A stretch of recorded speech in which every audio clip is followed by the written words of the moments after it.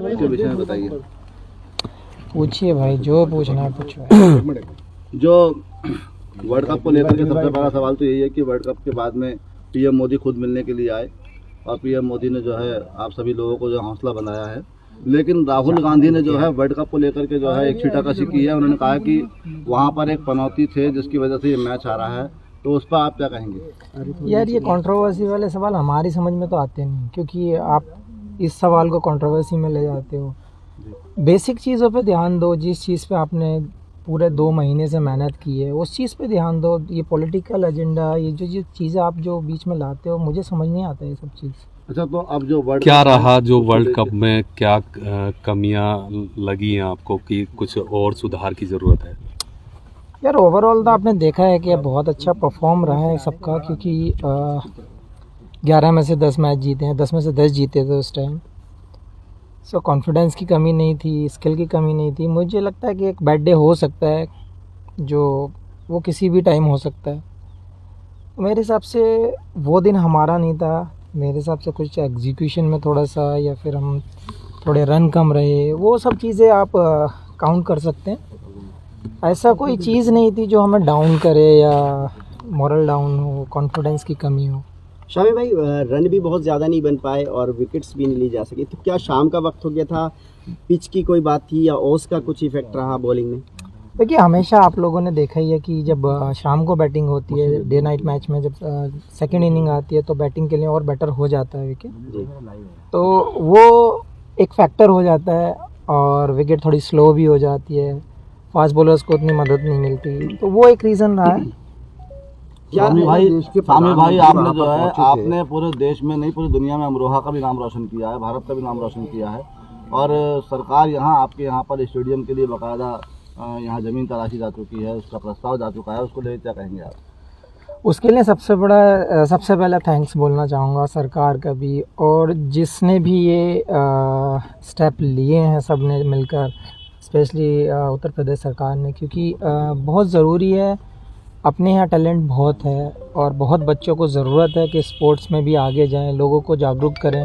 तो ये चीज़ टैलेंट के हिसाब से और क्षेत्र के हिसाब से भी बहुत ज़रूरी थी कि हमारे यहाँ पे एक अच्छा स्पोर्ट्स एकेडमी हो, स्टेडियम हो, जहाँ पे लोग अपने स्किल को जानें, लोग उसको कुछ कोचेज़ उन लोगों को सिखाएं, कुछ बेटर करें। वो बहुत ज़रूरी था और ये मेरे हिसाब से बहुत अच्छी चीज़ हुई है यहाँ के यंग टैलेंट के लिए। शामी भाई, इसी प्रश्न को मैं थोड़ा मॉडिफाई करूँगा। आप तो अमरोहा क्या देश का बड़ा नाम आप हो चुके हैं, आप अच्छी बात यह है याद रखते हैं इस चीज़ को किस बैकग्राउंड से आप निकले, तो विशेषकर जो अब यहाँ के यूथ आप पर उम्मीदें करता है, तो आप क्या करना चाहते हैं उन बच्चों के लिए जो आपकी तरह आगे बढ़ना चाहते हैं? आप अपनी तरफ से क्या मतलब मोरल सपोर्ट या और भी कुछ? देखिए, हमेशा से मैं बात करता आया हूँ, क्योंकि जब जो जनरेशन आ रही है, जो टाइम अभी का दिख रहा है लोगों में, जो हमारी ज़रूरतें बन गई हैं, तो मेरे हिसाब से एजुकेशन, हेल्थ, स्पोर्ट्स, ये सारी चीज़ें काउंट करके हम अच्छा कल्चर क्रिएट कर सकते हैं।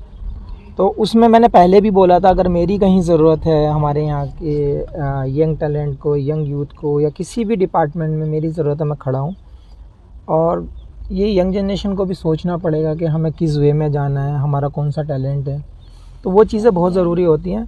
हाँ, फैसिलिटीज़ कभी कभी ऐसा होता है कि जब विलेज में नहीं मिल पाती हैं, लेकिन अब मुझे लगता है कि बहुत सारी चीज़ें सामने भी आ रही हैं, गवर्नमेंट भी हेल्प कर रही है इन चीज़ों में।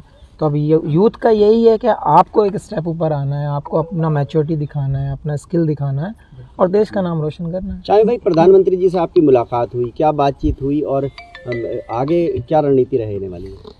देखिए, बहुत ज़रूरी होता है, क्योंकि उस टाइम पे हम मैच हार चुके थे, और जब आपके प्राइम मिनिस्टर जब वहाँ पे आके आपको प्रोत्साहन देते हैं, तो वो एक अलग ही एक कॉन्फिडेंस होता है कि देश का जिम्मेदार आदमी आपके साथ आया है, आपके सहानुभूति दे रहा है। वो बहुत ज़रूरी होता है, क्योंकि उस टाइम मॉरल वैसे ही डाउन होता है, और जब ऐसे मोमेंट में कोई आपका पीएम जैसा इंसान सामने खड़ा है और वो ऐसे बोल रहा है, कॉन्फिडेंस दे रहा है, तो वो एक अलग ही चीज़ हो जाती है, कॉन्फिडेंस बिल्ड करती है। तो मुझे लगता है ये बहुत बड़ा पार्ट है। शामी भाई, अपनी टीम ने 10 के 10 मैच बहुत अच्छी तरह से जीते, और जब फाइनल की हम बात करें, हालांकि मोरल अप था टीम का, लेकिन ऑस्ट्रेलिया के सामने फाइनल में हमारी टीम इंडिया कहीं दिखी नहीं। बैटिंग, फील्डिंग में भी थोड़ी सी हमारे लूज पॉइंट्स रहे, तो क्या कारण था? क्या बड़े मैच का दबाव था या कुछ और बात रही? या वीआईपी का जो मोमेंट था, क्या वो भी एक प्रेशर था?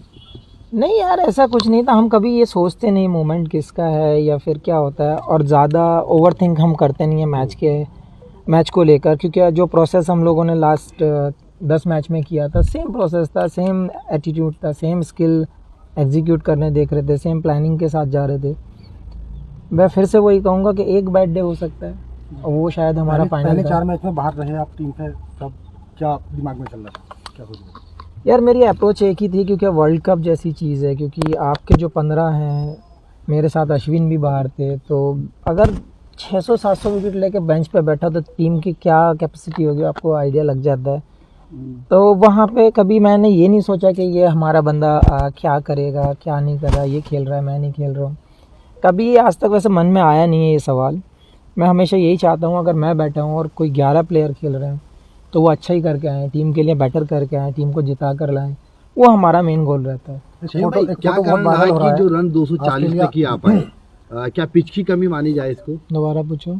क्या कारण रहा स्कोर जो कम रहा है, या पिच की कमी मानी जाए इसमें, या फिर जो प्रदर्शन करना था, जैसे आस और उम्मीद तमाम आवाम को आप लोगों को लगी थी, तो उसके लिए क्या संकेत हैं आपकी तरफ से? देखिए बहुत सारी चीज़ें काउंटर टेक्निकली अगर आप देखना चाहें तो डे नाइट मैच में हमेशा बैटिंग शाम को अच्छी होती है, पिच स्लो हो जाती हैं, वो सब चीज़ें काउंट तो आपको करनी पड़ेंगी क्योंकि वो टेक्निकल हैं।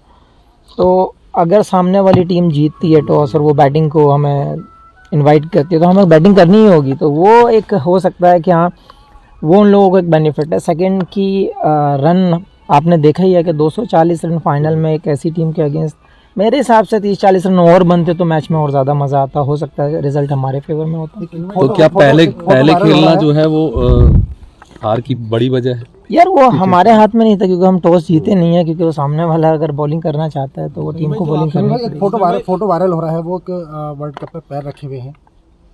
यार मुझे ये चीज़ बहुत मुझे भी हर्ट हुई है, क्योंकि जिस ट्रॉफी के लिए कंट्री की सारी टीमें लड़ती हैं, जो अचीवमेंट कर आप पाना चाहते हैं, जो ट्रॉफी आप अपने हाथों में सर के ऊपर उठाना चाहते हैं, वो ट्रॉफी पैर पर लगाना वो मुझे भी अच्छा नहीं लगा और ऐसा करना भी नहीं चाहिए। समीर भाई, जब प्रधानमंत्री से आपकी मुलाकात हुई थी तो उस दौरान हालांकि इंडिया मैच हार चुकी थी, हमारी सरजमी पे मैच हो रहा था, प्रधानमंत्री ने किस तरीके से आप लोगों का जो क्या बात हुई, क्या बात क्या वो हुई? आपके ये आप मुझसे सुनना चाहते हो? आपको वीडियो भी सोशल मीडिया पे घूम रही है, ऑडियो के साथ घूम रही है, आप लोगों ने देखा ही है कि कैसे उन्होंने सबका साहस बढ़ाया है, कैसे उन्होंने सबसे मुलाकात की है। ये बहुत अच्छा लगा हम लोगों को, क्योंकि प्रधानमंत्री का आना एक छोटी चीज़ नहीं है। आपने 7 विकेट लिए थे भाई, आप शानदार आपका प्रदर्शन था, उस पर प्रधानमंत्री जी ने आपको कुछ कहा? हालांकि सौगात तो मिल गई है, योगी सरकार ने आपको दे दी है।